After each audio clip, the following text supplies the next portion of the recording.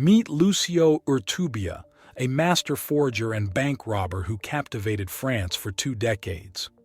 His audacious crimes spanned continents, forging millions and robbing banks with flair. But here's the twist. He ended up a humble constructor. Born in 1931 in Cascat, Spain, Lucio's life took a pivotal turn when his father fell critically ill. Desperate for funds to save his father, Lucio turned to wealthy Uncle Pablo. Sadly, the plea was denied, shattering his hopes and exposing him to wealth's harsh reality. Starting small, he escalated to forgery and bank heists, hitting tough targets globally with cunning precision. Success came swiftly and wealth followed. Lucio went from humble roots to an opulent lifestyle he'd never dreamed of. Yet his fortune dwindled. Increased law enforcement efforts or personal mismanagement could be to blame. From luxury to modesty, his life shifted. In his later years, Lucio lived quietly as a constructor. Did his criminal past haunt him? The toll of a life on the run took its toll. Redemption and reflection likely became his focus. Resentment took root when merchants and the wealthy ignored his father's suffering. Witnessing his father's agony, Lucio felt helpless. Heartbreak hit when his father begged for relief, testing a 14-year-old's resolve. Facing a fateful choice, Lucio contemplated a daring plan involving a bank and a knife.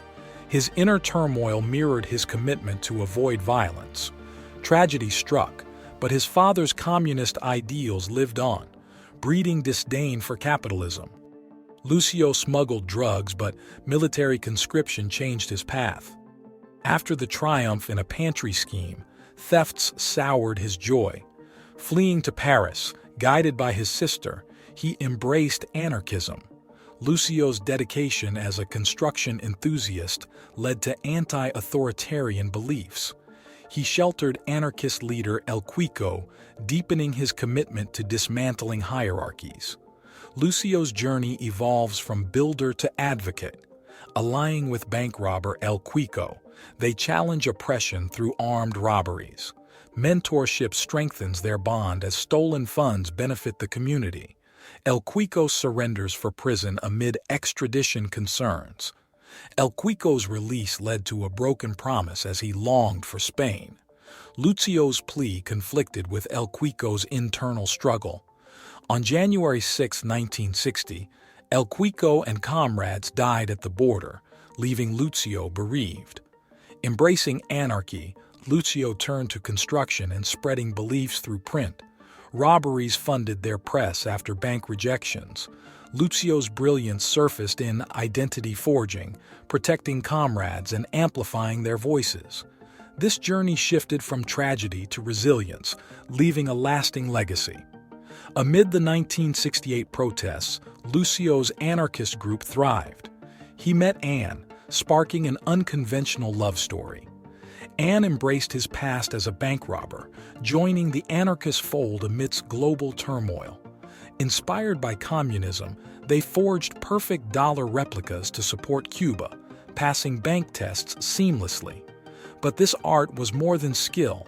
It was a weapon in economic warfare. Driven by solidarity, Lucio aimed to aid Cuba against America. He believed flooding the market with fakes would destabilize the U.S. economy, focusing on the cause, not gain. Anarchy's unlikely ambassador, Lucio, connected with Cuban allies, even meeting the charismatic Che Guevara.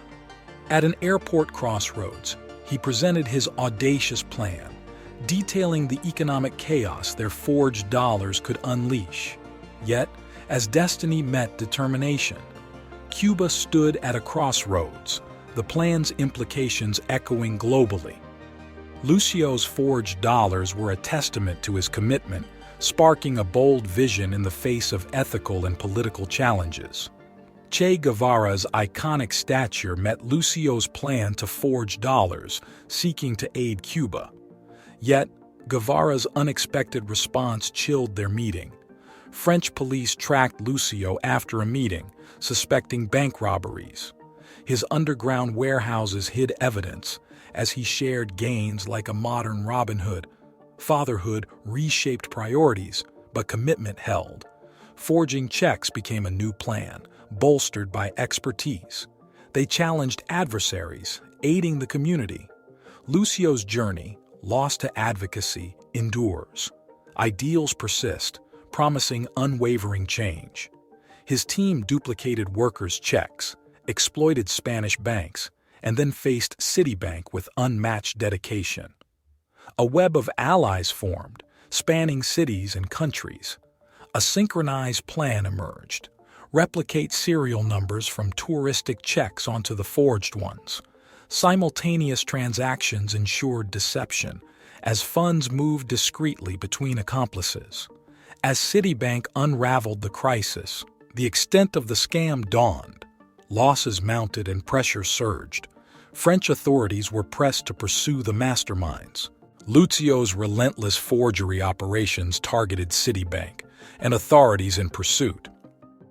Citibank's countermeasures strained clients and Lucio's community. 3 years of evasion and careful planning kept Lucio ahead. Tony Sura's offer lured him into a trap. Police arrested him during an exchange. Trials unfolded.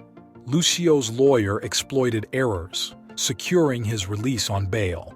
Undercover, Lucio hid in Paris, evading the media spotlight.